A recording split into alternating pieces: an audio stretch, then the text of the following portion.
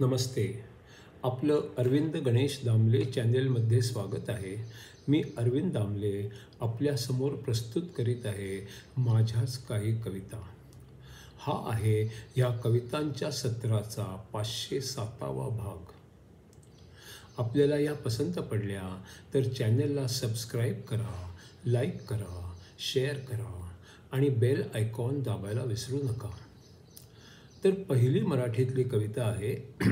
मी लहानपणी खूपच मोकळ्या मनाचा होतो.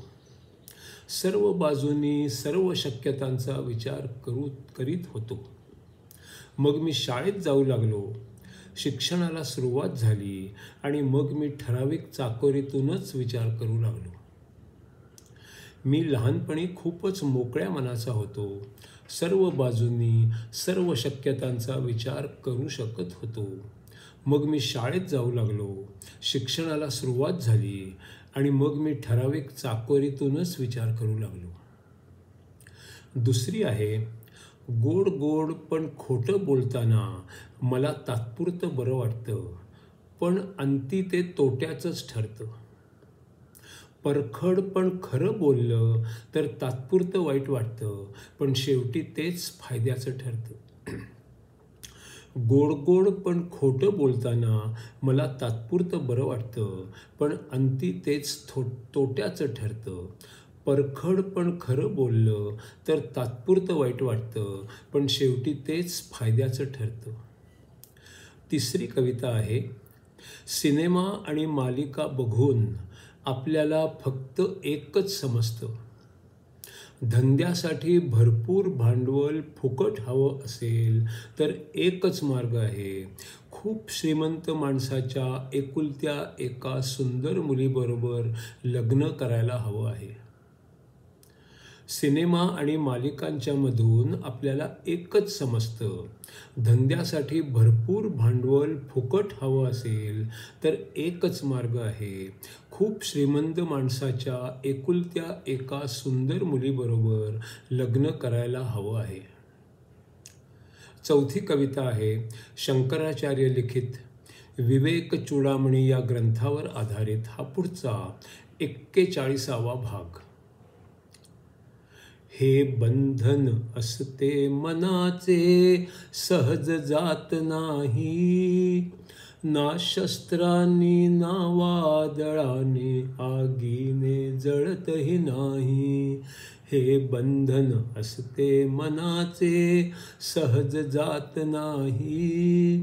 ना शस्त्रांनी द्या वादळाने आगीने जळतही नाही. कोठल्याच कर्माने बंधन सुटत नाही.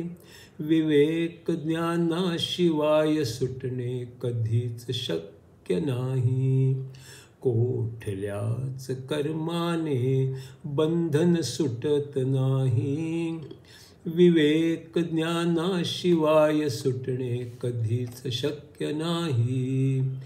हेतू शिवाय कर्म सहसा होत नाही. हेतूने केलेल्या कर्माचे बंधन सुटत नाही. हेतू शिवाय कर्म सहसा होत नाही. हेतूने केलेल्या कर्माने बंधन सुटत नाही. हेतूमध्ये फळामध्ये माणूस अडकून जातो. अडकत जातो तेवढा तो बंधन घट्ट करतो. हेतूमध्ये फळामध्ये माणूस अडकून जातो. अडकत जातो तेव्हा तो बंधन घट्ट करतो. स्वच्छ निर्मळ मन असावे. उत्तम कर्म करीत जावे. सर्वांच्या हितासाठी जमेल ते सर्व करावे. स्वच्छ निर्मळ मन असावे. उत्तम कर्म करीत जावे. सर्वांच्या हितासाठी जमेल तेवढे करावे. सर्व कर्म निर्दोष असावे. करण्यामध्ये मग्न असावे. असे कर्म करीत राहणे याला स्वधर्म म्हणावे. सर्व कर्म निर्दोष असावे, करण्यामध्ये मग्न असावे. असे कर्म करीत राहणे याला स्वधर्म म्हणावे. कर्मफळांशी देणे घेणे सुख दुःख ही नसते. असा अलिप्तपणा आला तर सारे बंधन तुटते. कर्मफळांशी देणे घेणे सुख दुःख ही नसते.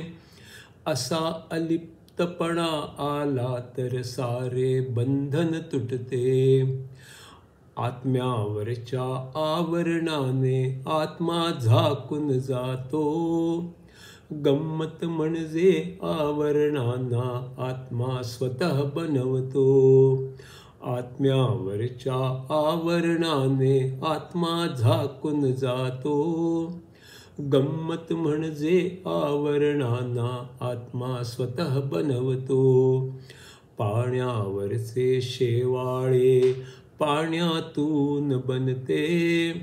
सारे हिरवे दिसते अन पाणी झाकले जाते.